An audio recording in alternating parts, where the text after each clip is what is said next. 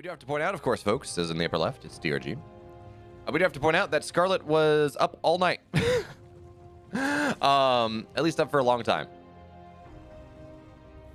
No, she was up all night. She was up at least as long as I was up. She was hanging out on the EPT cast until about 3:20 in the morning, I think, is when EPT ended. Which is notable, of course, because, well, Creator was also in that. But of course, what is 3 a.m. for us is like 6 in the afternoon. Like it's really not. Well, no, 4 p.m. It's like 4 p.m. for Korea, so they're totally fine with that. So we're gonna have to see what Scarlett can do just a little bit later. Whether she's gonna be able to support the sleep debt she put herself in by hanging out and watching what was truly a banger of a series. It really, if you're a fan of good StarCraft, and I know you all are, the Byun Creator series and the Byun Hero series and the Byun Armani Game 1, Armani forfeited after the first one, is going to be up on my YouTube by the end of the week. And then, of course, folks, reminder, I will not be doing EPT Korea next week. Yeah, I might do some WTL stuff, but I won't be doing EPT Korea next week because I will be in Texas. I will be visiting my partner. Very excited about it. From Wednesday until the 21st, 15th to 21st. So you'll be able to catch stuff on YouTube, but I will not be. I might go live once. I'll just try to keep the momentum going. But okay. Of course, Pride of Altaris is map 1 here. We're all aware of this by now. This is just how this works. For those of you curious, the player order is set, and then, well, both teams send in. They say, Byun is going to go first. Scarlett's going to go second. Harstem's going to go third. DRG Creator, Bunny, same way. And then over the course of that, then the maps are revealed.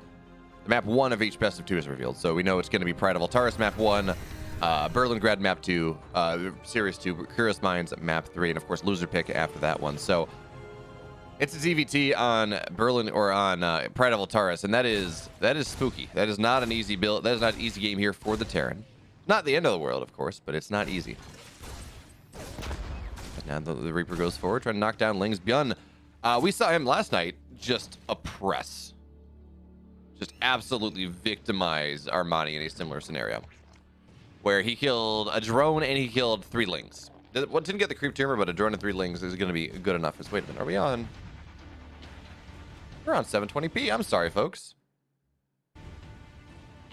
There we go. That's a little bit better.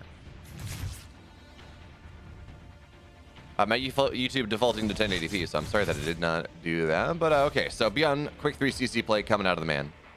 And that just makes sense. This is, again, it's Pride of Altaris. These, even more than Glittering Ashes, games do not end quickly on this map, on these maps.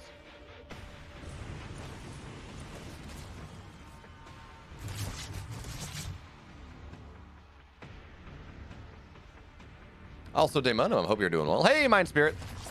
How's it going? Happy Sunday afternoon, or whatever time it is for you. Sunday evening, Sunday morning. Is it Sunday morning in Hawaii? Sunday morning in Hawaii still? No, I think it's 1 in the afternoon for them. Somewhere it's Sunday morning. I don't know. Some island in the middle of the Pacific, west of the international date line. But okay, Byun, he's opened up battle cruisers this game, and Pride of Altaris is a fantastic map to mech on. It really is. You just have so many chokes and so many ramps. Well, see, Damon, I'm just coming to terms with the fact that my GG emote kind of looks like the cleaning bot. Looks like a cleaning bot holding up a sign that says GG, which is, this is Phil Mac Jr. It's not a replay pack. It's also not live. This is the, so WTL, they give everyone a clean feed that's approved to cast it. And it goes on YouTube. So this is the YouTube VOD of the games from this morning. Because what I'm doing, and it's going to be a little messed up next week. Because again, I'm in Texas, I'm visiting my partner. But in general, I will be doing these at around 6 o'clock or 7 p.m. Eastern, Friday, Saturday, Sunday for the remainder of WTL, because, well, I like WTL. I think it's a fantastic format, but it's really hard to do. It's really hard to catch, especially on Fridays during the day. It's really hard to cast. 8 a.m. is not terrible, but like taking the time off to do 8 to noon is rough for me, at least on Friday, because I work. And on Sundays, well, generally I'm up super late doing EPT Korea. So I'd like to have some semblance of sleep. So anyway, that's what I'm doing. And reach another market, reach the NA market that can't see this when it's actually live. But okay, is this going to be mech? Yes, it is. Additional factories on down, double gas on the natural pretty quickly. So Byun is going BC mech here. And my pleasure, Phil Mac Jr. My name is also Philip, or Phil. My partner keeps trying to get me to, my friends to call me Flip. And that is, I don't know how I feel about that one. BC on the other side of the map here. It's not really getting much just yet, but it may, yeah, it's going to force a cancel on the spore. And, it's going to get a kill too. So that's actually really expensive there for DRG. Not only did he have to spore cancel, which is, I think, like 17 minerals, but he lost the spore anyways. So that's another 75 minerals, and then the drone is another 50. It's expensive. So BC is going to be forced out here because Queens are, well, they're here. But already the first battle cruiser of Byun, well, it really technically didn't kill that many workers. The workers that he did kill, or the worker that it did kill, are very expensive indeed. So now DRG onto the other side of the map, looking for a run by BC. He knows the Hellions and the battle cruisers are on Byun's side of the map. So now the question is, how much damage do these Lings get done? Looks like they find their way into the natural, into the main base here. The wall in the main base will be fine, though. So the wall is up there, but Lings, the natural, SCVs getting get pulled. Hellions, they got to retreat back home because already DRG has found value. He's forced Byun back. He has denied pressure, and he's going to surround these armories. I don't think he kills them. Does not have enough damage for that. These are just 0/0 Lings. But it is annoying. And it does force Byun to react as more and more SCVs do go down. 15 SCVs pay that price as Lings just in the third base. Lings in the third base found a lot that the Lings in the main of the natural did not. A BC on there, the side's a little low. It's going to get a gas maybe.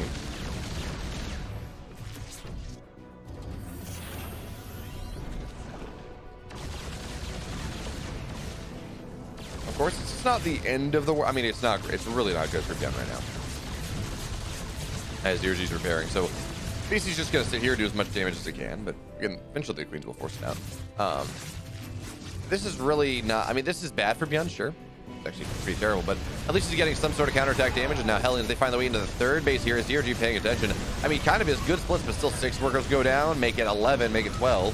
And at this point, the mutas are out too, so it's a big scout for Byun. He says, okay, I see their mutas on the map. Thor's immediately in the production tab now as, well, he will have these 1/1 Thors. And 3 Thors are what it takes to one-shot mutas when you add, I forget what the math is when you add upgrades.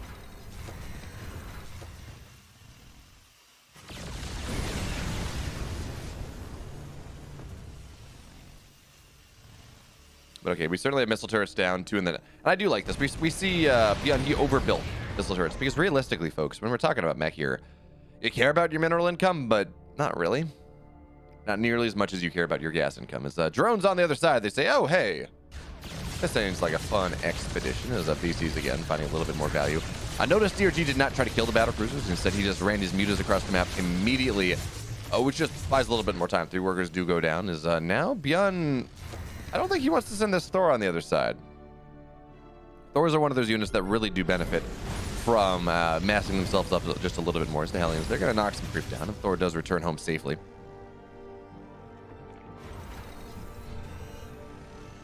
But of course, Byun, he's delayed Yamato Cannon a little bit to get Blue Flame, to get 1/1, and to get 2/2 on the way. So, yes, the battle cruisers are not technically as efficient as they could be.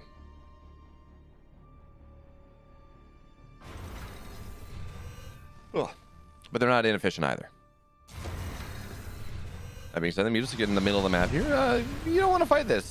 They want to kill the Hellions, sure, but the addition of the Thors are scary. But again, Lings find their way into the natural. The wall just continues to stay down here. So unfortunately, Byun, he's going to have to stick a thumb in the hole in the dike. But even still, it's going to be a difficult thing indeed. That being said, Master Repair keeps the Thor alive. Only 3 SCVs die for the moment, and that should really just be about it. Good return there from the Hellions. And Byun is not going to lose that armory. So I do want to see Byun repair it. And maybe repair some of these SCVs because it is vulnerable to muta harass later on. As we have 16 mutas on the way. That is a lot of mutas. Okay, Yamato is done. 2-2 is on the way here for Byun, but not ready just yet. But he's not really... He's just moving on them. He's establishing position right now, but because the mutas, they will be... Were they seen by the Azul Naga? I'm actually not sure. I don't think they were. So Byun now on the other side of the map. 32 mutas are on the field, and that is a scary number indeed. As Thors, they're not going to get one. But Byun has to commit here one way or the other, because as the mutas arrive, I mean, this is a number that is difficult for him to deal with. That being said, Yamato's, of course, always nice. And Byun kind of stuck in the middle of the map. He's doing what he did to Hero. No, Greater on this map. As Ling's Banes that find their way on in, but mutas, they're looking to Magic Box on the Thors. There's still 4 of them, though. BCs, they teleport on in, but the mutas are just not dying yet. But here they go. Now the value, the HP bars are starting to really drop, but not quite quick enough. So Byun loses a lot of that army, loses all of those Thors, and the muta count doesn't diminish too hard. And oh man, what an anti-timing here. This was right before 2-2 was done. Byun, actually, I think Byun pops all the mutas with 2-2 being finished.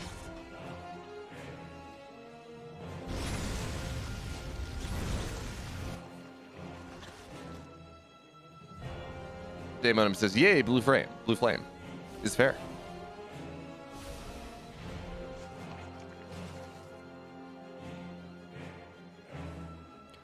All right, aliens in here. They're going to find a bunch of Lings, and they're going to roast them down. So not really much DRG is going to be able to do with that one. Mutas finding their way into the natural. And, of course, we're having that wonderful situation we had last night where, for some reason... Oh, +3 armor. Yeah, I talked about wanting that to get repaired. Well, DRG finds it. So we're going to see +1, +3 attack get killed as well. It was too damn low, and the repair was not fast enough. So Muta's now marauding forward, getting on top of things. And these are actually only +1 Mutas. They could be a lot worse. But 23, 25, 26 SCVs have died. And there's just so many of them. And it doesn't really matter that they're not heavily upgraded mutas, because at this point, well, it's a bit scary. But oh, you're just gonna run over a bunch of Thors here. The Magic Box, I mean, nice try there, but it's still 4 Thors, and with the Yamato cannons dropping down as well, that is so many mutas going down. I'm not saying Byun was okay with what just happened, because he just lost about 30 workers, but if there's a world where you're okay with that, it is that one.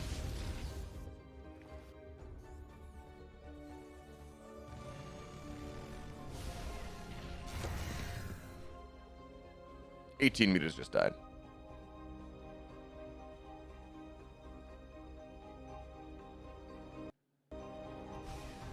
Yeah, I don't know what it is. For whatever reason, the WTL VODs in particular, they do like to buff. First, Banes look to roll in, but good quick lift, so they're not even damaged to the orbital. And they get a missile turret. That's nice, especially with mutas on the field, but it really is not, well, game-ending damage. And now Byun, because he's happy with his Thor count, he's starting to be able to get tanks again. Or, never mind, he's going back into Thors.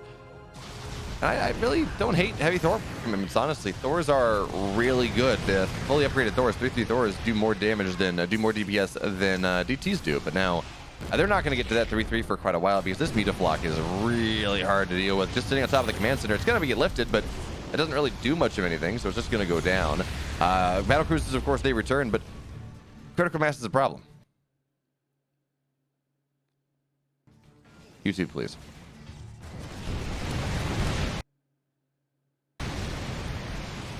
I'm not really sure why we're dealing with this, but anyway, mutas now, they're going to sit on top of a planetary as 22 more SCVs do go down. The Thors are trying to recover.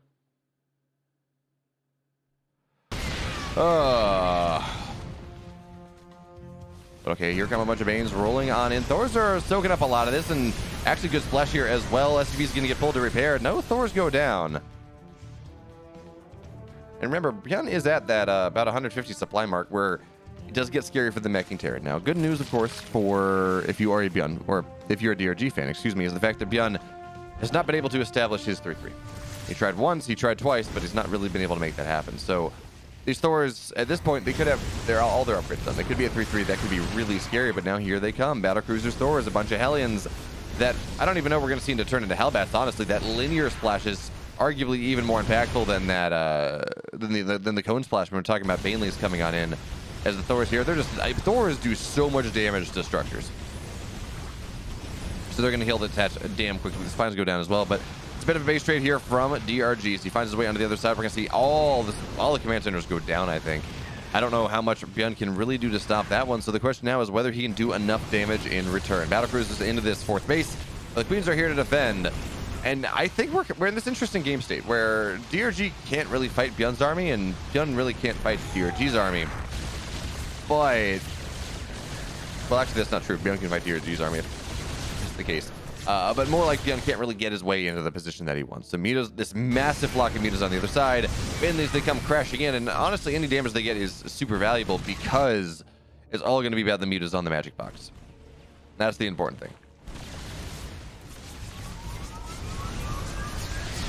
But here come the Mutas on the magic box looking away to find their way in. SCV's going to get pulled to repair, but they're just not there. Not quite fast enough. And DRG, I think, yeah, he's just absolutely shredding this. Byun, that mech game did not work out for the man.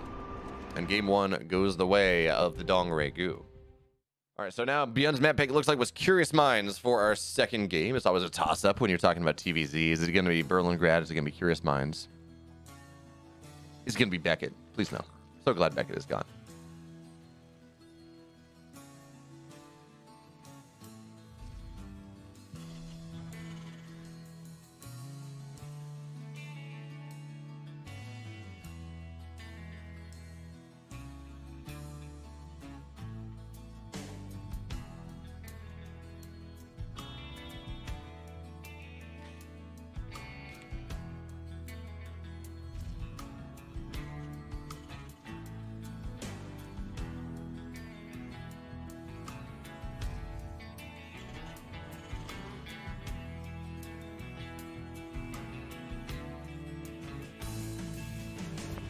So Byun doing the Byun thing. There's a game number 2. Says, oh, well, game 1 mech didn't really work. Let's just go and let's do Rex. Also, of course, we do need to remember. By the way, DRG hasn't guided this, so don't really know how much Byun's going to be able to make happen with this one. Looking pretty good for a DRG 2-0 to start the day, but first of all, SCV positioning is really nice. The drone is struggling to get on top of things, and also, just because the 2-Rex gets scouted doesn't mean it gets held. Because, of course, folks, the goal of a 2-Rex is not to end the game. Necessarily, it's not to go kill a natural hatchery anymore. That is a Heart of the Swarm idea. Instead, its main goal in this game. Yeah, Grumpish, I got really lucky. My partner lives in Dallas, like really right near the Micro Center there. And when I visited her for spring break back in 2021, I needed a new graphics card. So while she went to work early, she's a manufacturing engineer, so she goes to work pretty early anyways. But okay, 1 Marine is not really enough to deal with this, but it's really when we get to 3 Marines that suddenly the drones are in trouble. And DRG's just buying time. So the bunker will now go down, but this SCV is rather low, so I don't know that this bunker will ever complete. As Lings do pop out. And DRG's holding this extremely well. He has not lost a single drone, I don't think.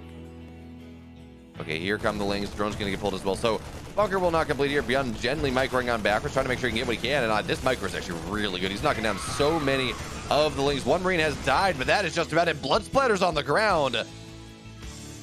That actually was fantastic there for Byun. And the 2 Lings certainly do not fight 2 Marines. The Marines are going to rotate over, looking to trap the additional 2 Lings. And that was effectively 10 drones, or 5 drones that just died. As 10 Lings did fall. So Byun, it's actually not all that bad for him. We're going to see him, I think. Oh, no, he continues to build. Oh, there we go. Okay. There we go. He's going to lift himself up. He's going to go back home. But that's actually fairly nice. He's going to try to gun down Queens as well. A lot of Lings are here, so Byun does have to be careful. Microing his way off a creep where the Lings are super impactful.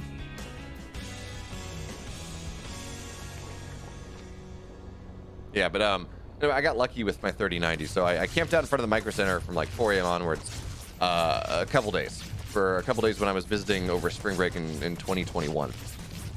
And I was in line, and finally I got to this point where it was either an open box 3070 or a 3090. And I said, you know what? I was confident in my ability to make money off the casting stuff I do enough here. Marines are going to find this third base. With the number of Lings here, the Marines should die. They're really just trying to get as cost-efficient of a trade as possible, and they really are. They're not even going down. I mean, they're all low. They're not going to kill this base. But they're just forcing more and more Lings out of DRG, which is just not a situation you want to be in. If you are the Zerg player, you're trying to get maybe 8 to 10 Lings out, and you say, okay, this is going to be my defensive tool. Marines are actually going to focus this down. They get good damage on it, but not enough. What do we have in the main base? Oh, okay, barracks.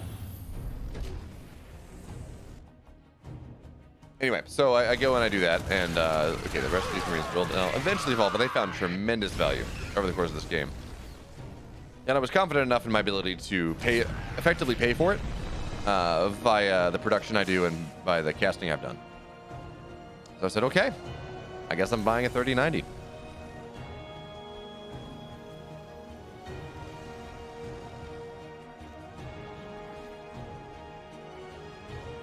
And you are correct, Grumpage. I'm pretty sure it can run Crisis. It can also, yeah, this can come back. Yeah, no, it's a great card. I have my partner. When I lived in Dallas last summer, and I took my old desktop down with me. So it means my partner I gave her my old desktop, which is 980 Ti in it. Which means that, well, it's hard for me to do all the production gizmos I do on this stream and all the animated everything. I can still stream on it, which means I may be able to do something while Claire's at work when I'm down in Dallas. We'll see. But Hellions, they continue to poke on forward. It's Stim on the way. Cloak just about done. Banshees are going to look for something. But in all honesty, Byun has equalized this game because of just the amount of Lings that he killed, the amount of aggression, the amount of attention that he forced out of DRG. But we're going to have to see if he can get more because remember, Byun got a lot of damage with his Hellions in that last game. Didn't mean he won the game, but he did get a lot of damage. So we're going to have to see, is DRG prepared? Is Hellions not dive on in? They're just going to get a free queen. There is no high energy queen here, so that's going to be one dead queen to start, and you will already take that one. That's less creep spread, less transfuses, all those less anti-Banshee defense, all these wonderful things. Banshee's in the main base is looking for something. It's 2 workers. Is he going to get any more? No, not right now. Okay, the Viking will go down, though, and I'm surprised we don't have a second Banshee, unless I missed it. Oh, that's fantastic there, Grumpage.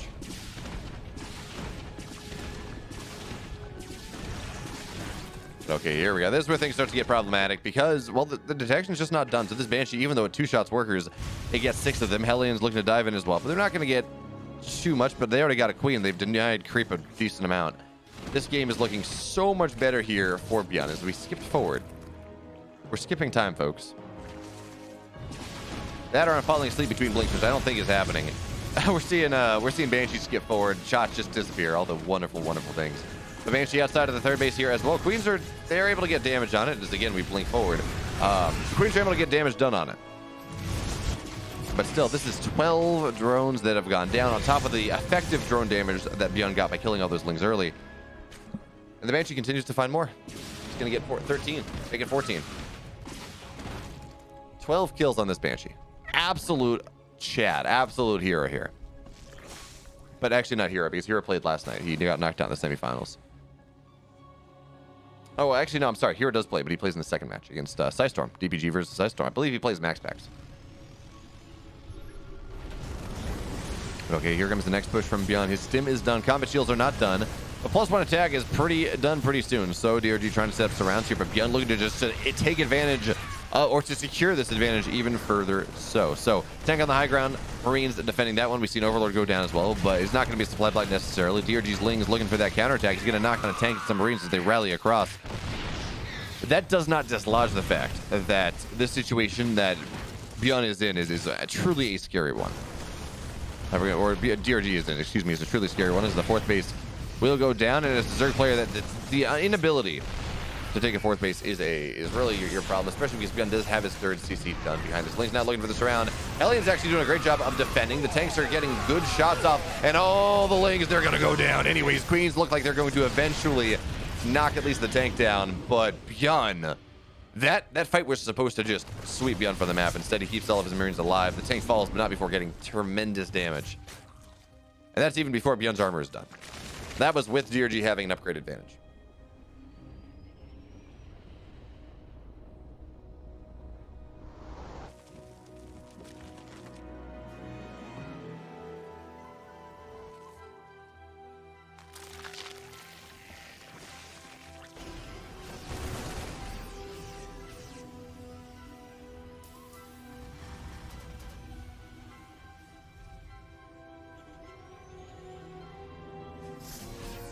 Alright, so Byun now on the left side.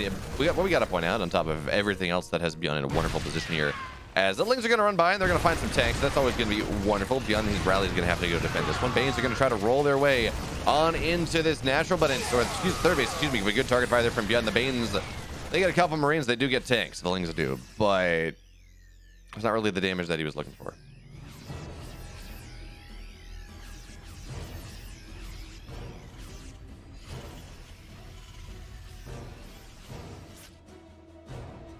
Ponder SE2, this does feel like Byun's game to lose at this point, but remember, well, that's a good Baneling connection. DRG is one of the best, is a very good player at losing fourth base and still winning games. As, again, Ling's Banes, they try to find their way on in. Marines are buffering this wall. Good target fire there from the tank, so really nothing gets done once again. Byun, something I've noticed about his play over the last probably week or so, last several games, because he was doing this really, it was very obvious he was doing this to Hero as well. He is so damn good at just sticking his bio in chokes and punishing his opponent for ever existing. He did it to Hero a couple times. He did it to Creator. Now he's doing it here to DRG, and it's a super obvious thing. You say you stick your ranged units in chokes, they can all fire. The melee units don't fire. It's good for there, but it's not something we see Terrans always abuse. And it does just seems to be a pattern from Byun recently. I don't know. Anyway, fourth base on the way here from Byun as he's got himself all set up. He's on 8 barracks now. Production's ramping up pretty nicely. He is down on upgrades, right? It is going to be hard for Byun to be super active on the map for the next couple minutes or next 30, 45, 50 seconds because he does not have... His +2 armor is delayed, at the very least. And his +2 attack is delayed compared to DRG's as well. So this bio will never be it will struggle to be, cost-effective in a straight-up engagement. Is that medevac? Ooh! Have more shots.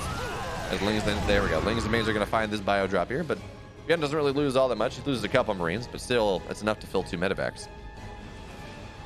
And what we're waiting for now is really for 2-2 to be done for Byun. That 2-2 timing is a massive damage and survivability burst.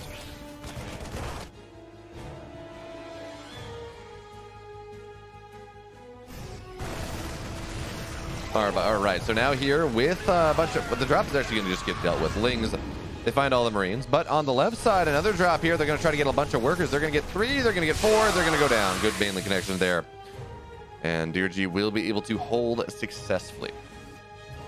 But it really does feel like we're buying time for Byun to bring his entire army together on this 2-2 timing and really start to punch through.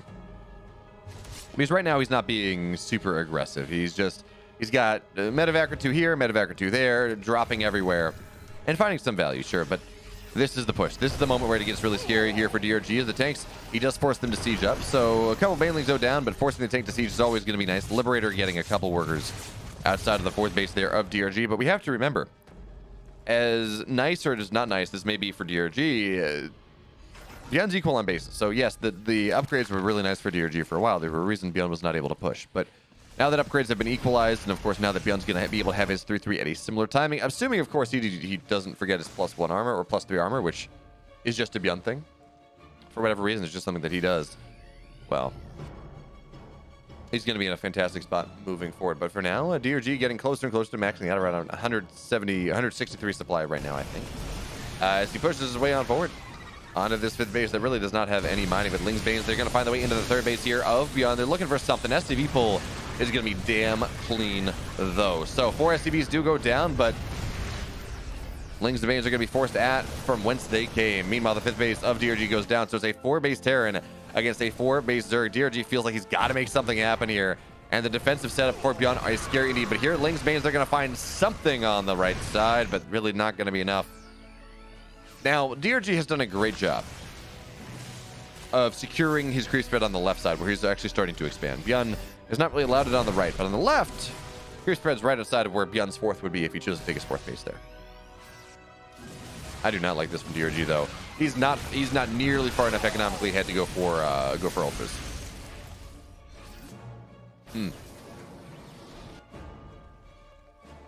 Yeah, the overlay bug from it.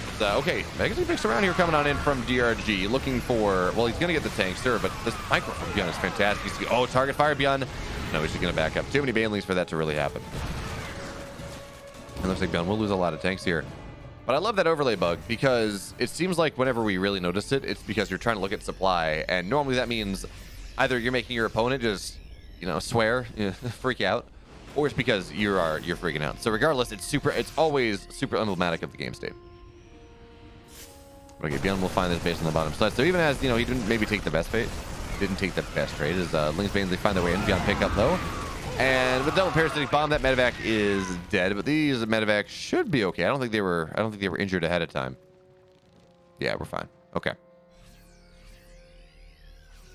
Ling's Banes trying to find their way into what will eventually be a planetary, but it's not a planetary right now. A couple more workers do go down.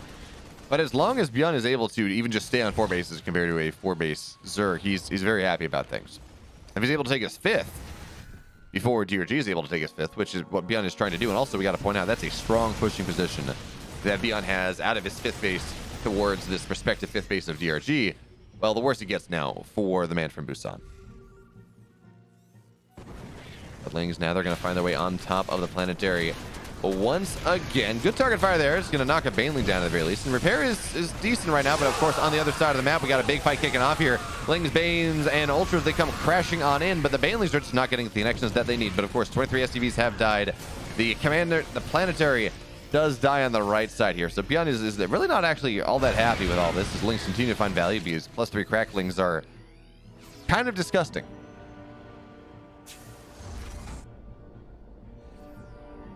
No dynamics boom. It is a bug where I believe it's like it's something related to the Chinese company. Like the publisher of StarCraft in China is like 173, 163, something like that.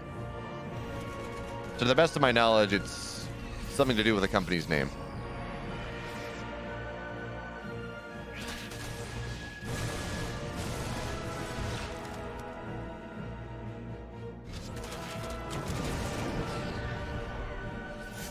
Okay, Lings and Ultras find the way on the left side. The right side doesn't really get much. Parasitic Bomb's actually going to pop a couple of these medevacs.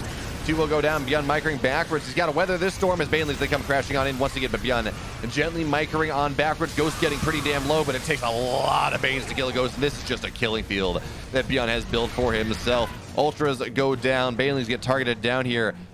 And the tank will survive. Planetary survives. Byun is going to be able to take this base on the left side or on the 6 o'clock position as well. And now his snipes go off here on top of a bunch of queens. Byun is starting to hit that point where it starts to get scary. DRG has done a great job of holding tempo. Like, DRG was not ahead in the game. If resources lost and resources gathered is really very much in Byun's favor. But DRG has kept tempo the majority of this game. Byun has been able to kill a bunch of 4th bases, a bunch of 5th bases. But now, because of the pressure that DRG has been putting on, he has been able to secure, kind of, the bottom left base. The middle left base. As now he takes the 12 o'clock position to mirror what Byun is doing. I worry, though, that as Byun continues to advance his tech, he's got 3-3, he's got a decent amount of ghosts. It's going to be almost impossible to take the bottom, or to keep the bottom left base. For now, ghost snipes are going to go down. Ultra does fall. Okay, Ling's Banes again. They're going to find their way onto this 4th base here. SCVs. Oh, that was cute. That was so cute there. Byun, this is going to keep this may just keep the base alive. No, not quite. But notice what Byun did there. Oh, wait, no, it doesn't keep the. Yeah, no, it doesn't. But notice what Byun did. He put 5 SCVs into the planetary because, of course, you can put units into and out of planetaries, and he popped them out on the other side where the Banelings were not, so they repaired longer.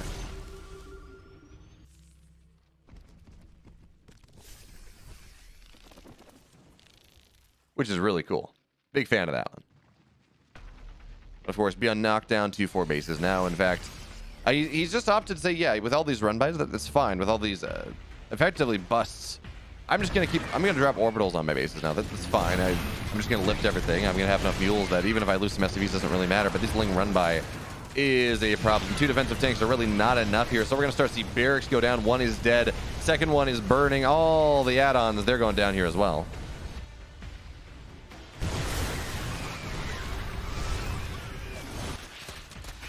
As we will see the gas go down. But Byun, he's up in army supply just a little bit, but importantly, his ghost count is not really diminishing. Not really all that much. Grummage saying, big fan, don't get me started, Punch will flow. I mean, it's my biggest fan.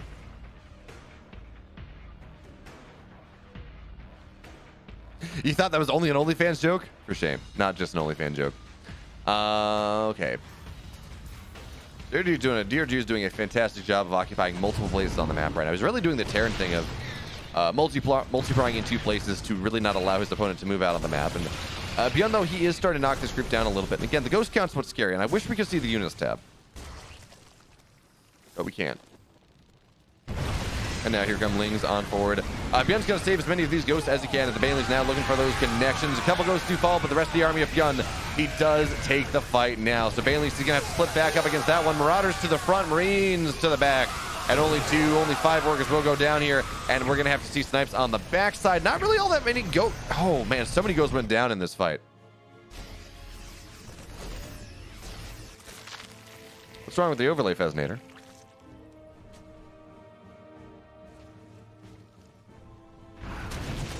Or Fenzinator. Okay, Lings now they're going to find their way to the natural, busting down that tank. And DRG's doing a fantastic... DRG was not ahead in this game. He took too much damage there from the 2 racks. He lost a bunch of his bases. He took so much economic damage. But in his late game, he's doing such a good job of just tearing Byun apart. And in doing so, he's bought himself time to actually build his bases up.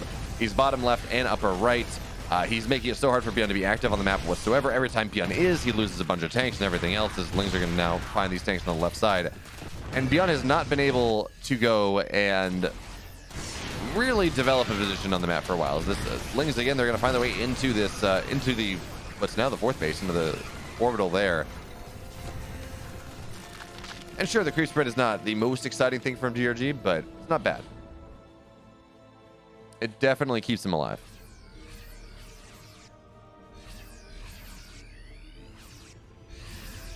The player photos, Fenzinator. Hey, Chicken Man. Who won the who won the Chicken Man test open? I saw Max Specs was up too, so I'm assuming based on time it was Max Specs. Yeah, so the player photos normally would be webcams. I don't know why they have the webcams up if there are no webcams there. Hey, Airwalker, thanks so much for the follow, my friend.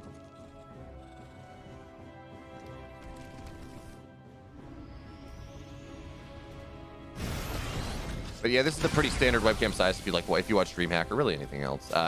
Maybe a little bit. No, it's just about the same as Banelings. They're going to get 7 workers here. DRG, a big mass of stuff on the right side. He's looking to set up this surround once again, but that single Ling's getting a lot more. But again, here comes the fight from DRG, looking to swarm on forward. Byun actually, there's a blinding cloud, but it's not really going to do all that much. And Tank's getting a fantastic shot too. The Banelings, they're starting to fall, and there's always 2 fights when you fight a Terran. Snipes going down, but no, we cannot get in range.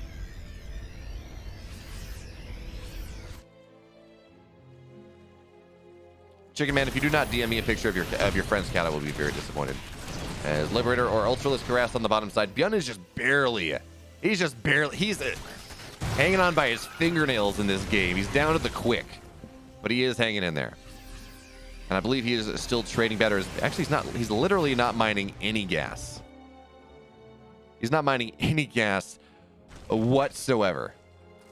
Which is a problem when you're trying to, increase ghost counts, which is really the salient point of this late game. As Liberator's going to shell down, a couple more workers will go down. We got to point out, well, DRG is, he has more bases than he can reasonably be expected to take upper left and bottom right, both mining. He's only on 61 drones. Good, thank you. I need cat pics. Send me a picture of those pussycats.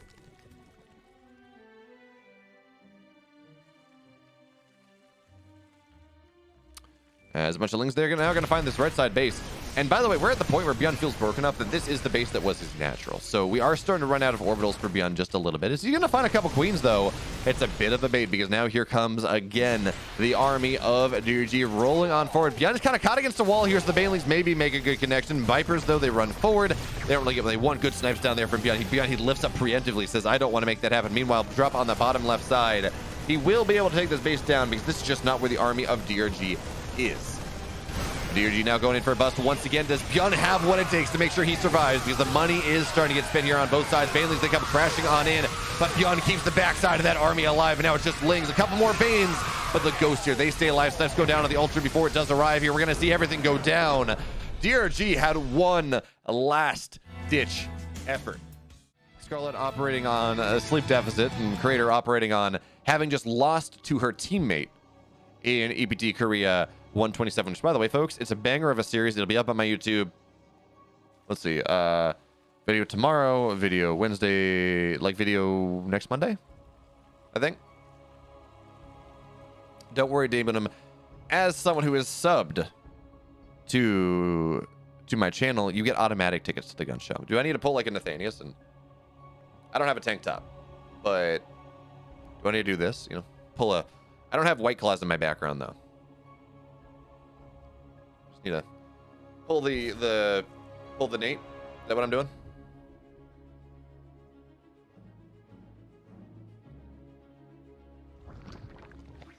I mean, I do have sunglasses. Do we? But now I literally cannot. Now I literally cannot see my actual screen because it's polarized. These are polarized lenses, and actually no, I can see. Look, we're good. I can see the because I'm off. I actually cannot see my big panel, but I can see this one. So, how is the cosplay going? I think this is fantastic. Actually, no. These are nice sunglasses. We got to go like. Nate loves to channel the frat guy. Look, we got to go for the cheap sunglasses. Do I have them in my room? 1 second. Not much is happening right now.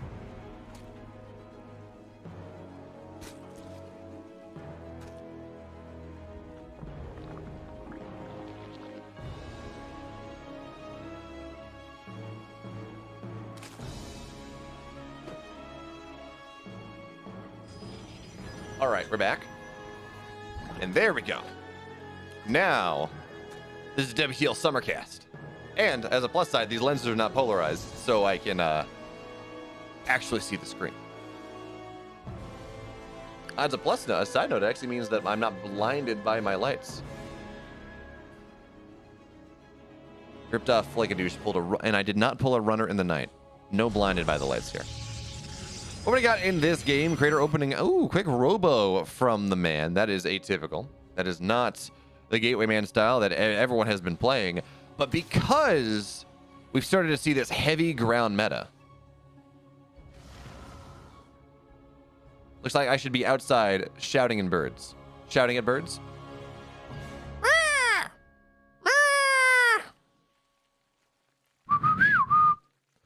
There we go. That's my shouting at birds or my bird calls or what. I don't know. We're good.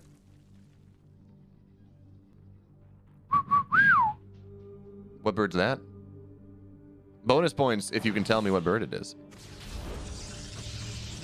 Okay, so Robo just about done here for Creator, so he's going to go for a bit of an earlier timing. Now, there's something that we've seen Hero do, where he goes and he gets this quick Robo, but it's not for all-in play necessarily. Instead, he gets the Robo, he runs across the map with just a bunch of gateway units and some gateways, and he goes from there. But actually, that's not even what we see here, because there is a Robo Bay on the way.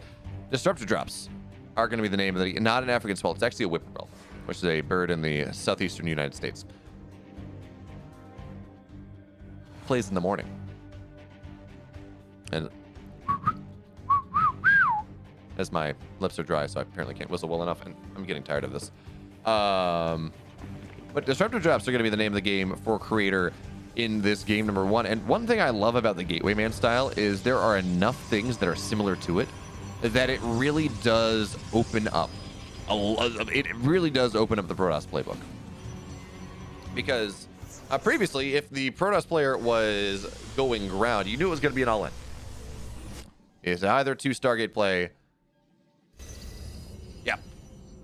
A whippoorwill is like the whippoorwill sound. You have a chickadee that goes, chickadee, dee, dee, dee, dee. There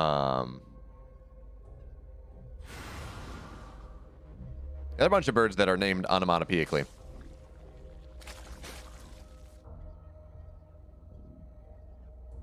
Okay, so now here comes some adepts. And there's no glaives on this, folks. This is just, it's a feint. If it gets damaged, that's fantastic. It forces units out of Scarlett. That's going to be fantastic. But Scarlett is not biting here. So you got a couple more lings, but 9 more drones are on the way. And again, the whole point of this from Creator, he's going to go for disruptor drops. He's going to try to enforce damage on the map. But because of the style that Creator has gone for, his third base is tremendously late. It does mean that he has to find value.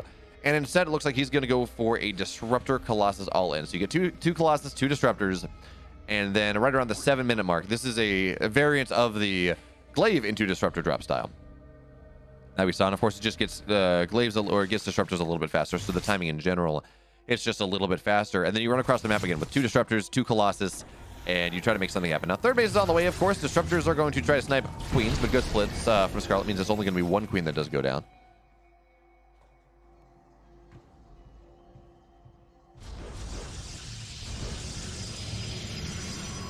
Well, I mean, technically, I don't think you die if the warp in function gets aborted there, Senju, because remember, the warp gate doesn't go on cooldown then. So I'm assuming that the teleportation just is not complete, and that next available opportunity, you're going to be beamed down from whatever pod's on the mothership that you're waiting on. But good link positioning here. They're going to go try to knock down the disruptor, and you lose a ling, so really not going to get all that much. They do make the dying noise. That's true.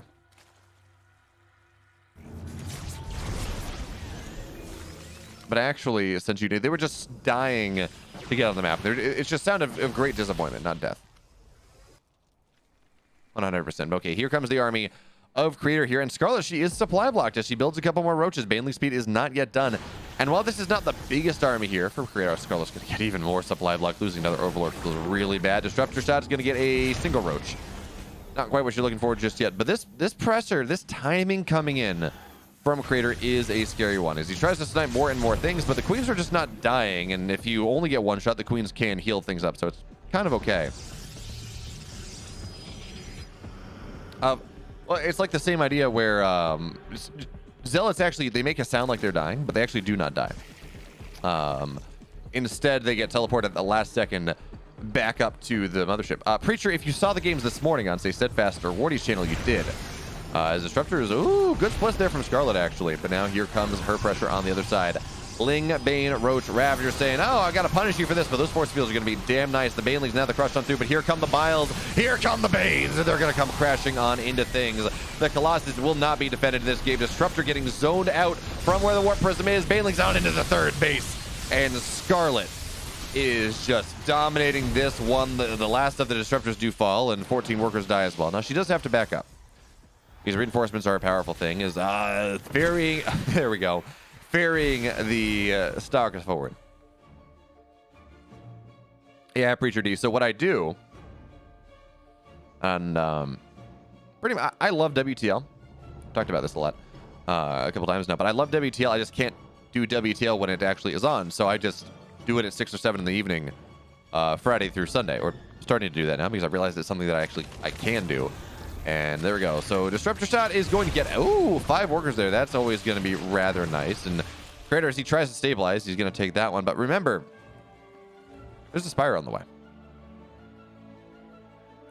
And with this Spire on the way, eventually this entire tech path that Creator is, he's going to have Blink, of course. That does change things a little bit. But the majority of the tech path that Creator has gone for in this game, well, it will be invalidated. Colossus do not shoot up. Disruptors do not shoot up. But imagine if they did. That'd be terrifying. His Lings are going to look for something. Another 5 drones do go down. And Lings do not have +1 attack just yet. And even still, I mean, they don't kill the Disruptor in time.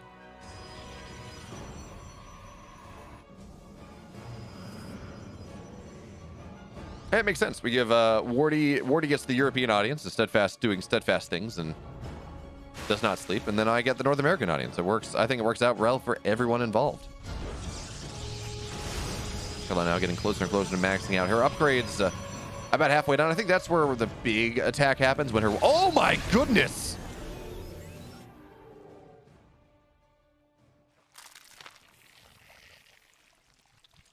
We're gonna ruminate on that one for a second, folks. It was about 20 Banes that just died. Like 500 gas. That was expensive. I was really hoping we'd see the overlay happen. Senju, I'm sorry. I'm sorry that you're forced to watch me now. But actually, folks, those of you coming in from the Chicken Man raid, if you would be so kind and refresh your page and remove the question mark raid at the end of the URL that you've been brought over to. Oh, big Disruptor shot here as well, man. The Creator is finding some massive shots. It really does help me out because I'm getting really close to getting partner. My averages are starting to get there, but Twitch ignores raids. So we do have to remember that. So if you're willing, please go refresh this, get rid of the question mark equals raid tag on the URL, and that does really help me out a lot. But okay, so pressure on the left and the right from Scarlett here. She's going to find a Disruptor, but it's actually not going to get much of anything as Ling's Banes try to find the way into the 4th base. Colossus doing something. Oh, great force fields Shades a minigun there, but now we're going to have to find their way on into the natural. Scarlett is doing her level best, but these Banelings are just not really getting much of anything. Nowlings, they find their way into the natural. This is where things start to get a little bit spoopy, as we're going to have to see what exactly happens here. Banes actually don't really find the mineral line just yet, so no probes die, but getting a disruptor is nice. Bane's into the 4th base as well, but not really getting all that much. Scarlett will satisfy herself by killing a bunch of sentries, and actually she's just swarming on both sides.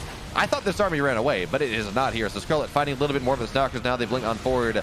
Observers go down. Roaches go down. Ravagers go down. Scarlett's attempt at just doing the Zerg swarm thing, she gets rebuffed every single place. Oh, that's also true. Damn it. We don't want them to miss any of the casts. You know, another way to not miss any of the casts is, yes, that is the important thing. Thank you, Senju. The important thing, you know, the other way to not get ads so you don't miss any of the casts is going as Banes come on in once again, looking for some connections. They're not going to get a lot, though, not at the start here, and Scarlett's in a bit of a pickle. She's actually down her army supply just a little bit. She does not have any way to knock this Colossus down super easily, but the Stalkers, they blink backwards. Disruptor shots looking for something. Another way to not get ads and not miss any of the cast is by subscribing. That also prevents ads. I'm just saying. That's all the shell I'm going to be doing today. Okay, that's probably not true, but all the object shilling we got here. As by the way, Scarlett got that Spire. She didn't get any mutas out of it, but a Greater Spire is just about done. We don't have any Corruptors on the way just yet, but while Stalkers can deal with Broodlords to some extent, he just drops some Blinding Clouds with the Stalkers blink, and suddenly that becomes problematic. Banes are there, and they also prevent Stalker blinks. So Scarlett with Broodlords here this army is going to deal tremendously well. This is also true, Grumpage. This army that Scarlett's building when she eventually gets into Broodlords is going to deal amazingly well with this robo-heavy army. But now, okay, Stalkers blink on the right side. Scarlett trying to track this down, but into the middle of the map she goes. Banelings, they come crashing on into the natural, and honestly, it doesn't really matter as much anymore, but oh no, they do get 16 workers. But okay, this is a bit of an awkward fight here on the left and the right side. All the tech on the left, all the chaff on the right. Good disruptor shots here to start. Scarlett's got to run back home. She got to there we go, section off some of the Banes to deal with the chasing zealots. Hey, Question Monkey, thanks so much for the Prime Gaming sub. Dynamics Boom, as long as you are subbing to someone and you're contributing there, is now the good yoink there on the single Colossus. We're lagging up just a little bit as the big fight happens, but the army of Creator looks like it's starting to fall just a little bit. Certainly the tag is starting to fall here, but it looks like Scarlett will be forced to give up this position anyways, giving up that north side base. One Viper goes down as well. And we still don't have Broodlords on the way, but there we go. Good abducts there on Archons, on Immortals, but actually one of that Archons does not die just yet here, and I'm sorry, folks. I need to figure out a better solution. But here come the Banes rolling in once again. There's really not a lot left of Scarlett's army, but really neither of Creators as well. Banelings making some fantastic connections at the backside. Only one Disruptor remains, and it is damn low. Scarlett, though, she's going to be able to get that one down as it runs forward, and now it's just a bunch of Blink Stalkers. And Scarlett, soon she's going to have +3 melee on these Zerglings. They already have cracks, so they shred the Stalkers here. The question, though, is whether she can hit critical mass. I almost want to see her go and pull back and just say, I'm okay with losing this. I just need time for my Lings to pop out. And that, of course, buys time for more weapons from Creator here as well. And okay, once again, the Lings, they come spilling on forward. Zealots as well. Scarlett looks like she's going to have to give up another base. This game is on a razor's edge, but as the Lings, they come forward, munch, looking for everything they can. Banelings here as well, invalidating the Zealots to some extent. Good connections here on the Banelings. They're looking for everything that they can, but actually the DT is causing some significant problems because Scarlett does not have any detection right here. Creator, it looks like he takes the better fight. Certainly the supply is in Scarlett's favor, but supply fighting on the map is in the Creator's favor for the moment as he runs forward once again. Scarlett does have more energy, though, for a Blinding Cloud, so she will be able to invalidate once the Stalkers blink. All right, that's when you drop the Blinding Cloud, so you can make that happen just a little bit more. Scarlett, no, she will lose this third base. But she does have a fourth that is now her third. She does have the upper right side base that I'm not sure that her opponent knows about. Okay, no, Crater does, so he's going to snap that one down as well. But Scarlett looking for the counter pressure here. 3-2-1 on the upgrade, which is a fun upgrade set. Not something we see all that often. And Scarlett looks like she will be able to defend this for the moment. Oh, man, these DTs are so scary to me. The Overseer is slow. It's not a speed one, so it's harder to get it over where it needs to be. And it looks like Scarlett will lose this base. Just really not enough Lings just yet. And now this is a 3-base Zerg. Or a 4-base Zerg, kind of. Versus a 4-base Protoss. Scarlett has great upgrades, but Crater has found such good trades as of late that it's really hard. Oh, there we go.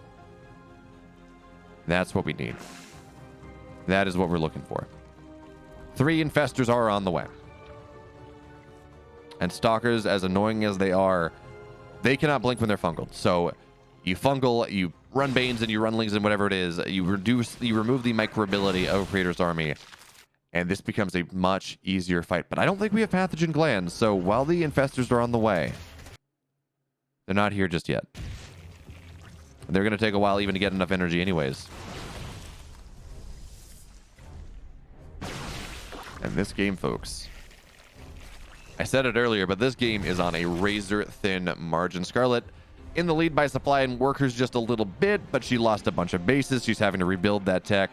Crater adding in +1 armor, but he certainly has 3-3 done, or +3 done. He's adding in a bunch of Immortals as well. The Invisible Mens are looking for something, but it looks like Scarlett's going to be able to find that one.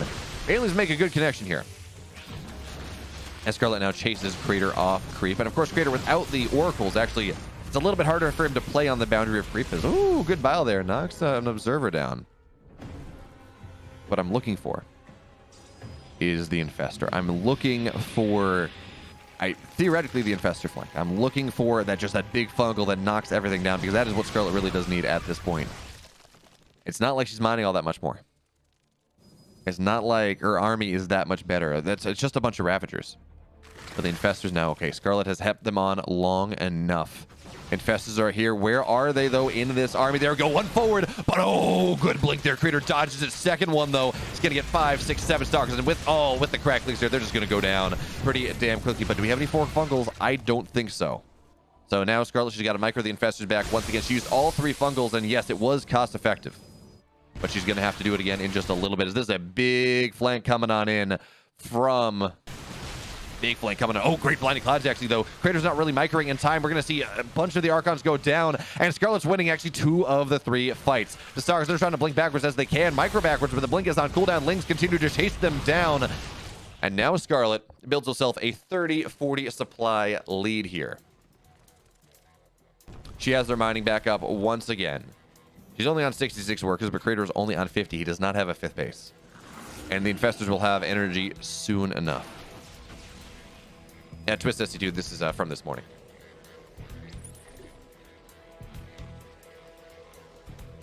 I did not see Warnell. Okay, but Crater's going to find a Baneling run by attempted on the bottom left side, but also another fungal whiff here. Scarlett, she's just looking for it. YouTube, please. But okay, Disruptor shot here is just going to get a couple Ravagers. That's nice, but...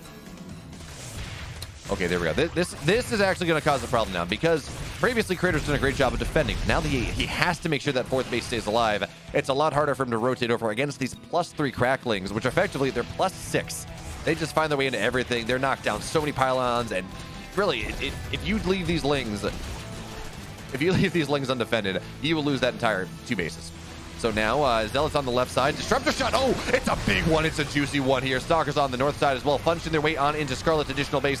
Where is the Infestor? I don't really see it, as now the army of Stalker forced on back. Scarlett forced on backwards once again. Man, this is really slowing my roll. But okay, Banelings were good connections, I think, on the Zealots. Biles actually are fantastic. 1 Archon falls just from that.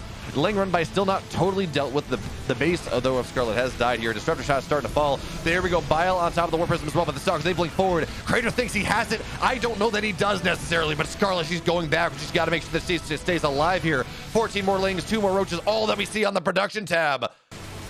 But meanwhile, of course, the natural of Crater is dead. And Crater, he blinked forward. He thought he had it. He's going to lose the main base as well. Lings into this third base here. Crater, ring around the rosy. He's doing what he can. But it's just so hard at this point. This is truly the last army of Crater here. He's not really mining, but Scarlett isn't really either. As the Lings now looking for this round, getting not on top of the Archon. That's the important thing, but they're killing the Immortals down. This DT is doing all that he can to keep Crater in this game, but the rest of the army of Crater is down. Back down to 8 army supply in just a second. But do we have detection? Does not matter. Crater, he taps out.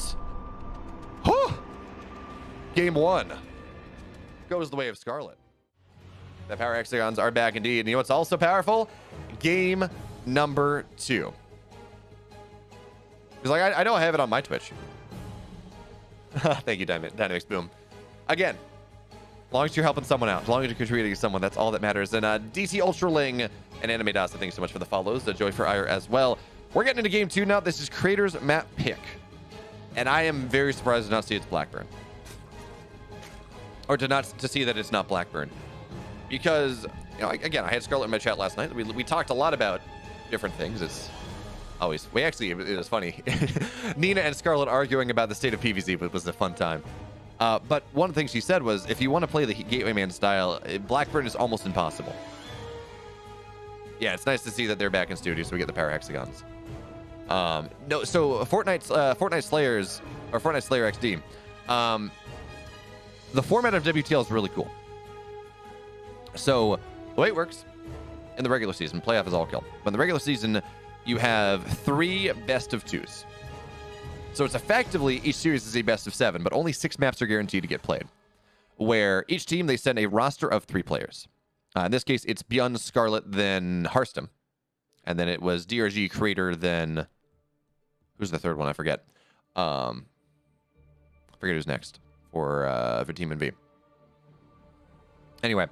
And then the maps are defined. The map 1 of every best of 2 is defined. So in this case, Part of Altaris is map 1 of the first best of 2. Curious Minds is map 1 of the second best of 2. No, Berlingrad, sorry, is map 1 of the next best of 2. Nightmare, thank you, Constant Mover. Oh, no, it's Bunny. It's Bunny. That's right. Anyway, so that's the way that works, right? And then, of course, map 2 is always loser pick. So Crater chose map 2 here. And then we have all six games are guaranteed to be played. So, yeah, every best of 2, we play 2 games. If it goes out of that 3-3, then we do get an ace match to go to 4-3.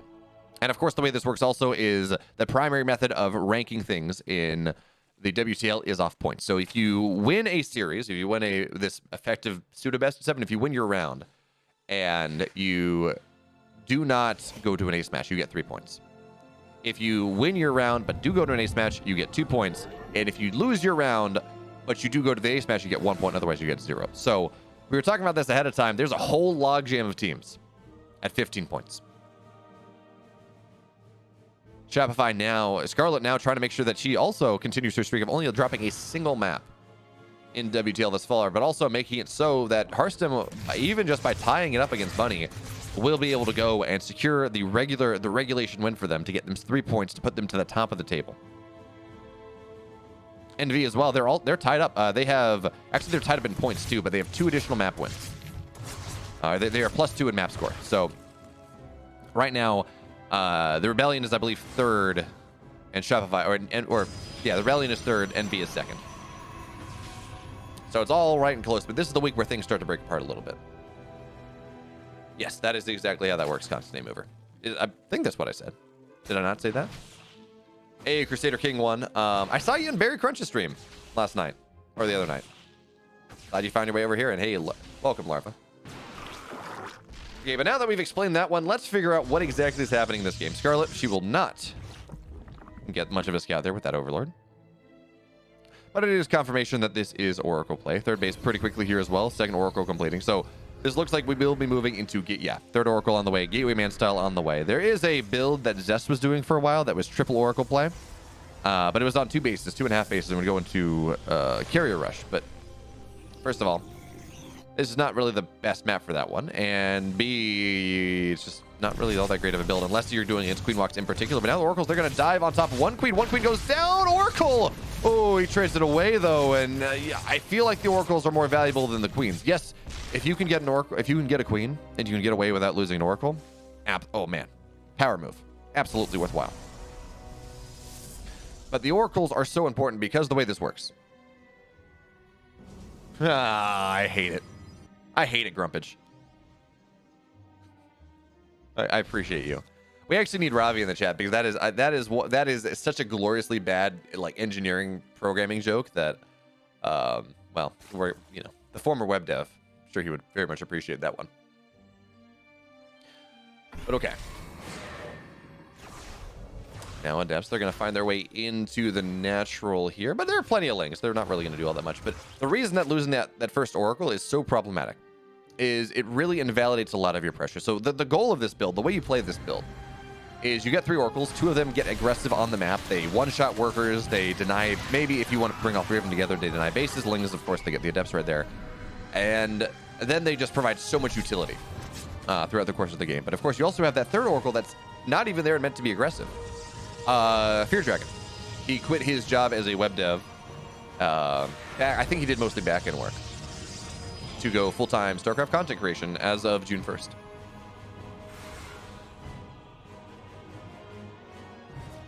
But anyway, by losing that first Oracle, you still want to keep 1 Oracle at home defensively.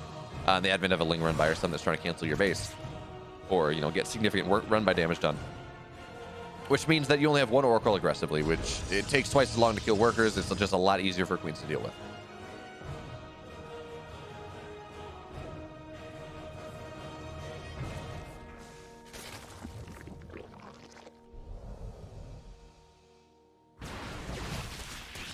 I have so many notifications all of a sudden. Providence 117, Grumpage, you tried. But unfortunately, Zerg is undeletable. Okay, now here comes the pressure from Crater, and this is, theoretically, this is just a warp in position, but we've seen Crater in particular really start to fortify this. So we're going to see Gateway go down, of course. That's warp in, because this version of the build that Crater has gone for, well, just the Gateway Man style, you do get decently timed +1 in Blink. It's not the fastest one. There's a version where you get 1 Oracle and a 540 Blink, delayed +1. But it does not get Robo all that quickly, so no Warp Prism, so no real easy warp in opportunity. Which means you do have to drop a gateway down, but also Crater's going to take this opportunity to drop some cannons and some shield batteries outside of that position as well to give him a really strong pushing position. As Zergling's on the other side, they're going to look for something. Stalkers blink in, and it looks like Scarlett's not going to be able to get too much down. Three workers, 3 probes are nice. Okay, no, it's just going to be 4 shield battery. I thought I saw, well, I assume one of the cannons was there, but I thought I saw that on the minimap. But shield battery going down, just adding a little bit more oomph to this pressure position. And Crater now finds himself up 20 army supplies. Scarlett's got to be, well, careful she doesn't get supply block. She's going to be fine right now. Stalkers blink on forward, run on forward. A queen will just barely not die. Second one, though, it will.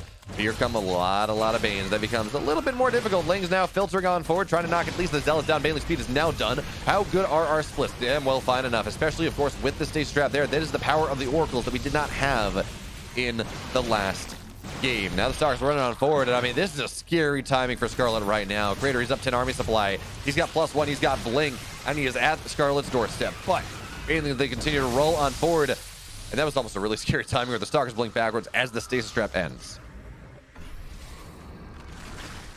Oh, I'm sorry you got COVID, Providence 117. That's not fun.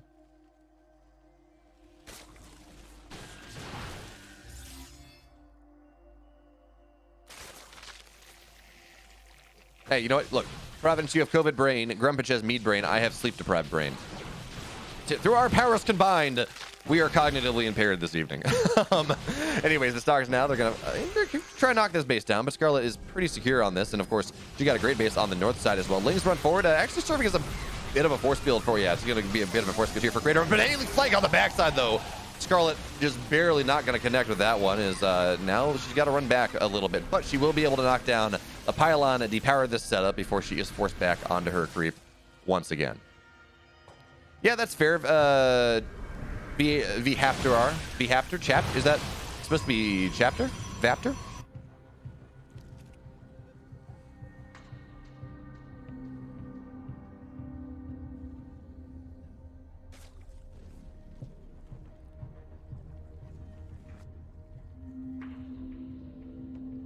Yeah, no, you're right. Well, the part of the problem is of after. Okay. Part of the problem is because this is such a delayed robo style, you don't have an observer, which means are you spending oracle energy on building stasis traps and defending your stalkers for when the Zerg floods off creep, or are you removing creep? I don't have a good answer for you. I think both are pretty valid. But now here comes the army of Scarlett on the other side, but she's going to have to back up because good luck going up that ramp. No, you don't need a Sunday. Yeah, but I kind of need to bring the cash just a little bit. There's a couple stalkers on a run by on the right side. They're looking for something here. But Scarlett, this is a very quick hive, by the way. So she has a cracklings +3, and she's going ultras, which is we've seen Sue do this. Sue seemed rather successful at this approach. And it really, stalkers are technically okay against ultras because, of course, they have bonus damage to armor. But they're also kind of squishy. And ultras, they just kind of run forward. They do force blinks. So now the Lings, they're going to find their way onto this base. And that's actually just going to get denied before it gets up here. Lings, they'll come crashing in. Shield battery overcharge is not going to last all that long because Bailey say, nuts to that one. As Bailey, yeah, they're just going to find their way into the mineral line here. 9-10 workers do go down. Scarlett smashing down the 5th base. And, oh, good Bailey connections right there. All of the Zealots go down. Scarlett taking a pretty nice trade on the Stalkers as well because Crater, he's got to deal with 2 places at once. Now, Crater blinks forward on top of the Bailey. That's a little bit awkward. 4 running forward. And the Lings, they're just chewing and biting and tearing away at this army of Crater. Scarlett loses just about nothing. She knocks the base down. She knocks down a bunch of workers. And she takes the positive army trade. Game 1 was on a knife's edge. Game 2, it feels like Scarlett has found a wonderful advantage in this game.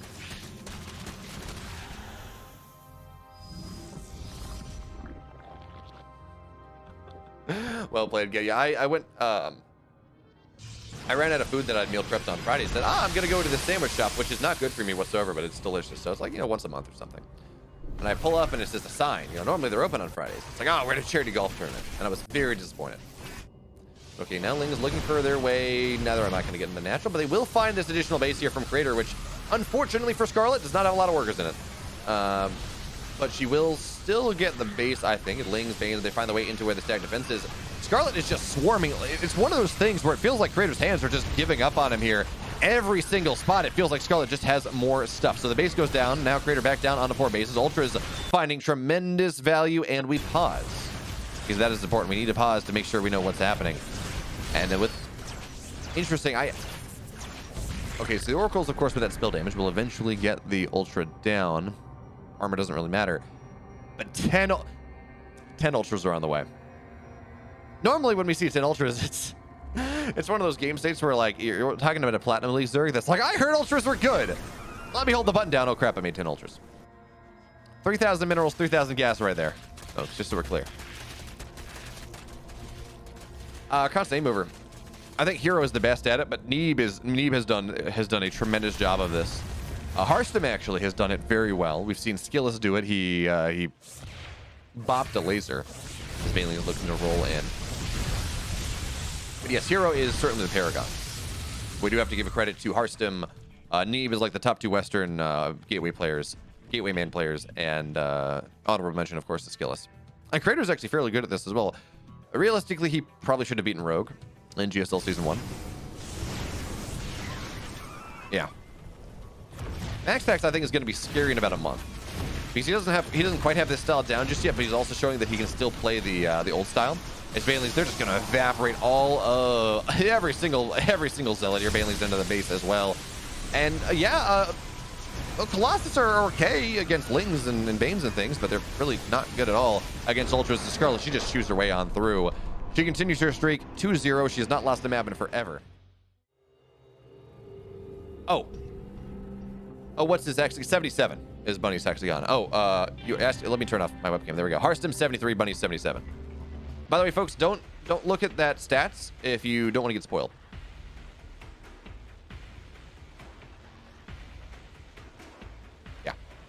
Are we good on the hexagon? Do I need to go back to look at the hexagon again? Are we okay?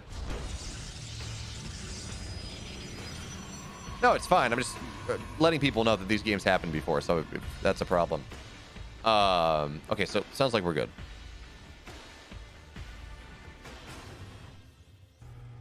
I mean, if you are okay with being spoiled, that's okay, but there's a reason I don't have a bracket command set up for this. It's because I don't. If people don't want to be spoiled, I don't want them to be spoiled. But also, I don't run predictions because on the flip side, matches have already happened. Don't game the system, folks. And hey, Nebmatre. Thank you so much for the follow as well. As we get some TVP action, and oh, give me some good TVP.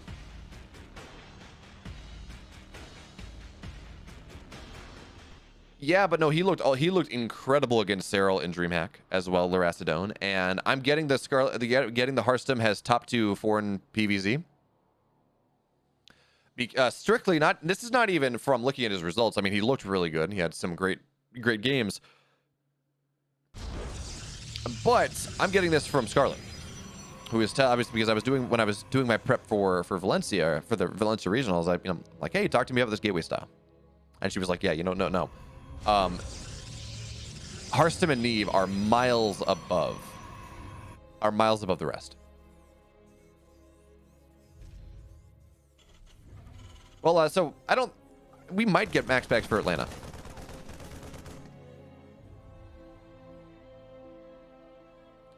Well, I mean, yeah, that's true, Laracidone, but remember also, like, if we're talking about, you don't believe Scarlett's judgment, okay. That's fair, Thorn. We're all entitled to our own opinions. And also that has changed. I think max packs, well, yeah, max packs beat Sarah, but also remember, that's a $400 EPT cup, and one is DreamHack Valencia. So I'm aware that he 2-0'd. And I think that, and again, I remember what I said. I think Max Packs will have the best, well, we're going to edit this late. I think Max Packs is going to have the best PVZ in Europe in a little bit. I don't think he's there just yet. He doesn't seem quite comfortable in the Gateway Man style just yet, but he's learning it. He's getting better.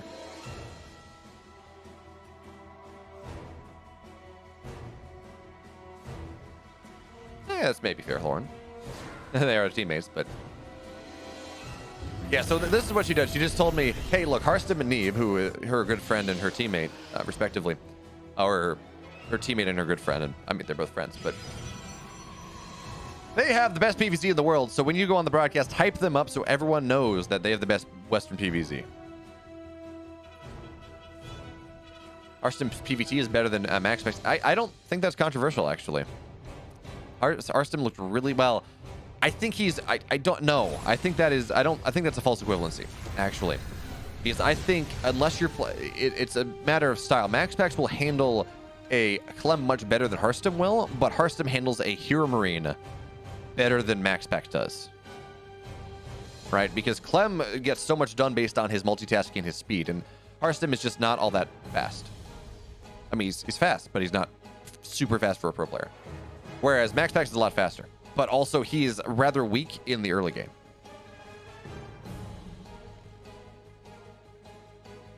But okay, here comes a bit of a pressure coming in from Bunny. Four Widow Mines in a medevac as Hellions look to dive on in here as well. How are our pulls? Well, it doesn't even matter because Phoenix are going to arrive. They're going to lift everything up, and Adepts are doing a damn fine job here as well. 2 probes have died thus far. Widow Mines are starting to fall, looking for the burrow, and is right. Yeah, okay, there's enough energy. 5 total workers died, but that is for 4 Widow Mines. That is for 2 Hellions, and maybe the medevac as well.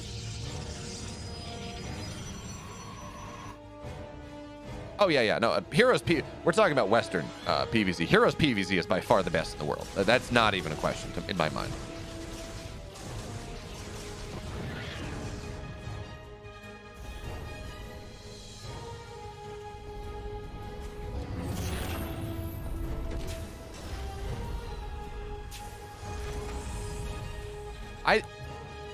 I think if we ignore the first 6 minutes of Max Packs PVT, that's fair, Thorn. Because Max Packs, he takes too much damage in the early game consistently. But if we get him to 10 minutes, he also comes back in these PVTs with greater frequency than anyone else. But okay, now they're going to shade on top of this army here as the Phoenix look to dive in as well, just lifting up whatever they can. That is going to be a dead cycle. I don't think we're going to have enough repairs for it. There we go. Adepts now, they're kind of locked into a choke, but how many SCVs do die on the other side here? Harstem, he's found an opportunity. The question, though, is how effective really is it? He gets off a bunch of Marines. He kills some SCVs. He eats all the energy, really, on the Raven. More Marines, we will die, but good Widowmine hidden there from Bunny. And Harstem will be forced back. But behind this, of course, third base is here. And he's kind of equalized the damage that he took on the other side.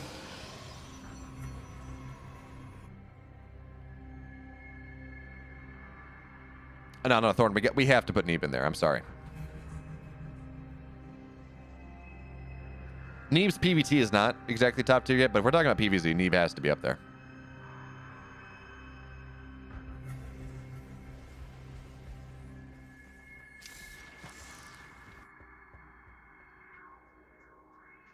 Yeah, I'm a big...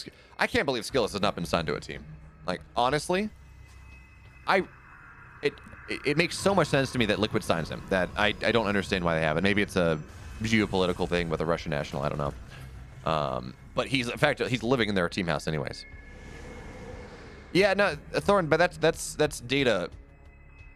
That's a data health problem because Neeb was marked as inactive going to Katowice. All right, he does not have a lot of data recently.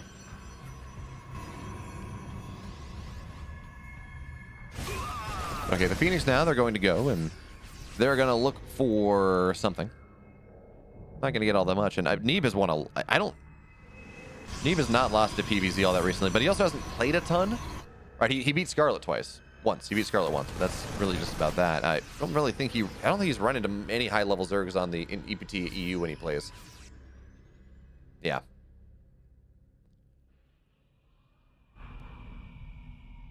Is he?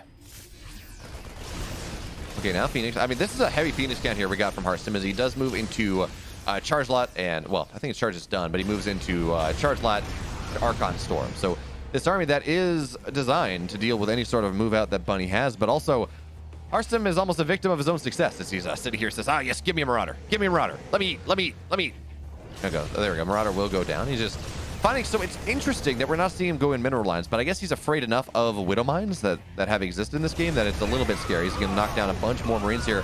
And Harstem is almost a victim of his own success. He's just lifting up every single Marine, so there's actually just no anti-air. The Phoenix are fully uncontested. Viking falls here as well. There we go. Another Marauder. Yeah, this can be forced out now as more Marines arrive. But Harstem almost a victim of his own success. Bunny's not going to run out. The Liquid team house is in Utrecht. Netherlands, and more Zealots find their way in. You got to be careful of the Widow Mines, but they're going to trigger off. There we go. And now look at this concave that Harstem is setting on up here. The Phoenix dive in as well, knocking out the Raven, but not before, of course, the auto turret does go down. And Bunny's army is just hiding away in a corner here, but I don't know that hiding away in a corner is going to be enough. The Zealots are just so on top of things, and that's a fantastic... My God, that's a fantastic force field. 8 SCVs go down, but more importantly, the army of Bunny is in the dirt. This third base will be forced to get lifted here. The Widow Mines, they're going to die before they can fire again. And yeah, there's not enough Phoenix left anymore to really kill this base. Certainly, they will force it to lift. 11 SCVs have gone down. Harstem morphing more and more and more Zealots in, and he's got his fourth base on the way, +2 armor. And I don't even know if he got Storm. I think he got Storm. But he doesn't even necessarily need it, so... Robo Bay on the way. We're adding in Colossus. We're going to add Colossus with a second Robo. Harstem just continues to grow in this game, and Bunny, he's Peter Panning. He refuses to grow up. The interview I'm going to have with Kevin Dog is not happening yet. It is going to happen, but we do not have a date just yet. If you're asking about the... Okay, now Zealots again, running on forward. Good Widow Mine shots there for now. The Phoenix trying to dive on top of things again. Harstem, we got to get that Archon on top of things because the bio is clumped up. That Archon has so much damage potential right now. And again, Bunny's army continues to fall. Again, Widow Mines, or Medivacs, excuse me, on the high ground, but Harstem does not target the highest, the full one down here. Now there is anti-air. Now there are 3 Archons on the field. So this third base is starting to get very low. Phoenix are going to be able to snipe it down. Okay, it's dead. It's now a 2-base Terran. And yeah, Widow Mines are nice, but it's a 2-base Terran versus a 4-base Protoss with Harstem up army supply, up in, or equal in upgrades, up in tech. This is a problem.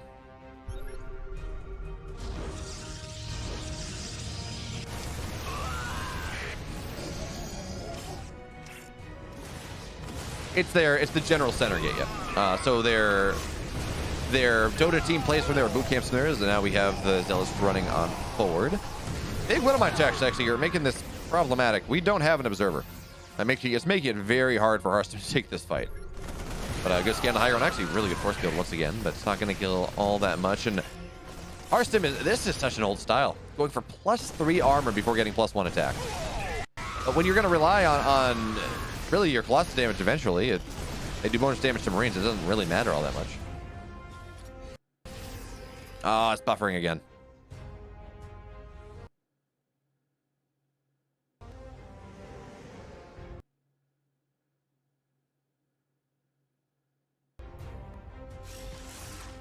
Yeah, see, that's why I think MaxPax is eventually going to be the best European PvC player. Because he plays the hero style. And he looks really good at it, but he's also doing these interesting carrier rushes and other things. And if he can make all of that work, that is such an expansive playbook. Yeah, no, I agree. The hero style is the most fun, but I'm okay with the occasional turtle camp because that's interesting. It's just when we see it every game for 2 years that I have problems. Now Bunny, he's just on a last-ditch effort. He's down 40 army supply. He is down in tech. I mean, Colossus is already on the field right now. We're going to see +1 air for additional Phoenix because Harstem has realized how important this is. And now the Zealots, they run forward, and who wouldn't mind? It's something. But I'm not sure that it is going to be enough here. I think we have extended... Yeah, we have extended thermal lance. Okay, so even that is done. And now here comes the army of Harstem looking to secure Shopify Rebllion, a top 1 seed in WTL after round 7. Can Harstem do it here? Can he take the last fight? SCVs are going to get pulled. Bunny, he needs to make this happen, so he goes to an ace match. And we buffer again. Whatever it is, it's just always the big fights. I don't know, it's some issue, but anyways, Harstem, he claps it down. Fist bump. He takes game 1. We're going to find our way into game number 2 of this final best of 2. But yeah, anyway, so we're talking about... we're watching a PvT, but we're just going to talk about PvZ, I guess. Yeah, that is a massive win there for Harstem.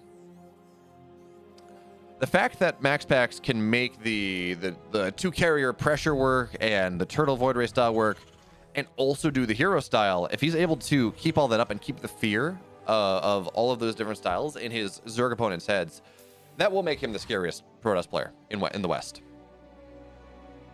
That really will. Because then it's okay, what's happening? You know, am I worried about Gateway Man style, which is a very specific response, or am I worried about 2 Stargate Void Ray, very specific response? Am I worried about a carrier rush, very specific response? It puts so much more onus on the scouting, really. Yeah, Harstem's a lot of fun. I'm looking forward to one day where, well, on the one hand, I'm hoping. On one hand, I'm hoping that we don't have.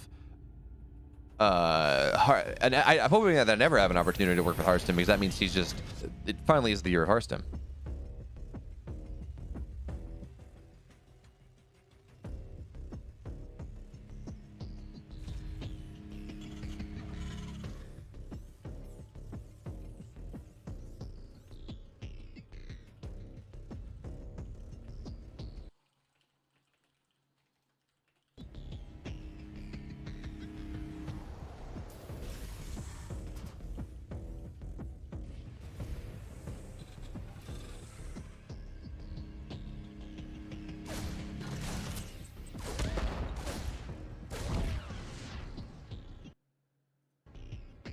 All right, before this game gets too out of control, we're going to refresh this. We are at 225.35.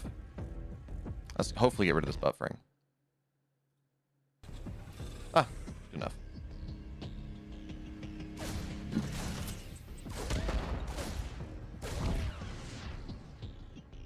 Yeah, Thorn, you say that. Showtime tried to play the Gateway Man style in DreamHack, and he just looked lost. It's one of those things where when you have this new style and you have these players that they understand it because they're at the bleeding edge of it, and you have other players that try to play it. And the players that truly understand it, they understand the transitions into and out of it and how you want to play it. And Showtime didn't. He just kind of stayed there, and it didn't really... It seemed like he didn't really understand the style. Now, I'm sure by Valencia that he'll be doing a better job. It's also, I think it's so interesting how the Gateway Man style PvZ is happening as we have Harstem going for a rather early robo in this game.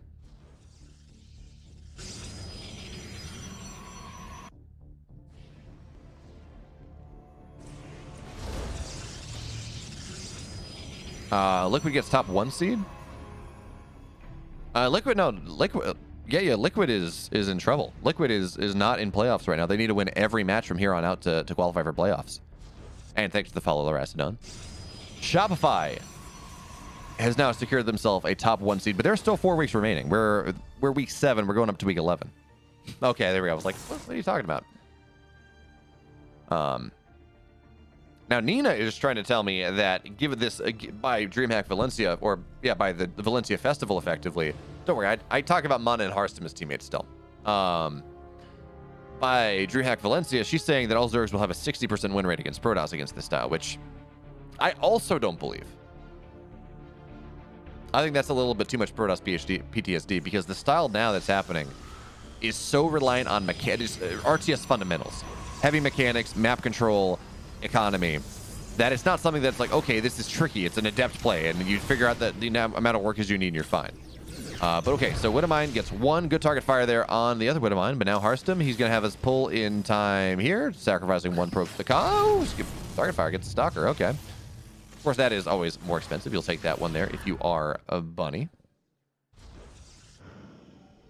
But 1 probe, 1 Stalker for 2 Widowmines. That's something, but Bunny now, he's doing a Bunny thing. Classic Bunny builds. There's a Thor on the way. Thor drops. Oh, I love it. I'm sorry, I was paying too much attention to chat. To the max packs discussion, but SCVs are going to get pulled. Max packs, or wow, Harstem is aware of this one now. I don't know that he knows about the Thor drop though. So missile turret, or not missile turrets.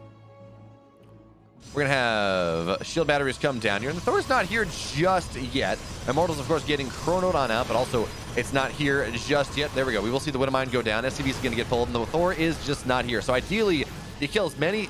Really, it's almost like the SCVs are the important thing in this game right now, because you just need to deny the repair. Stalkers, of course, they are the important units as well on top of these Immortals. Probes are going to get pulled here to defend, and the Thor is just, of course, it's just not dying. The repairs are too damn nice. The probes fighting probes in this game. The Immortal here is going to do what it can. It's going to start to try to chunk on through. Shield Batter's doing a damn fine job, but now 9 probes have died. No shield. Wait, did we not have a shield battery overcharged? I guess not enough energy for it.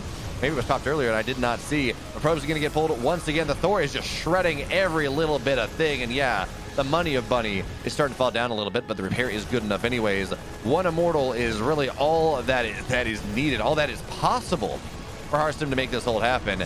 And with the addition of the Liberators as well, it just becomes more and more and more challenging. It's only 1 Immortal though, so we're going to need a second, and that is just, yeah, Harstem taps out. He did not see that this build was coming, and that means now it is a 4-2 victory for Shopify Rebllion. His Bunnies doesn't seem all that happy about that one. It's like, I took the game, but I did not force an ace match.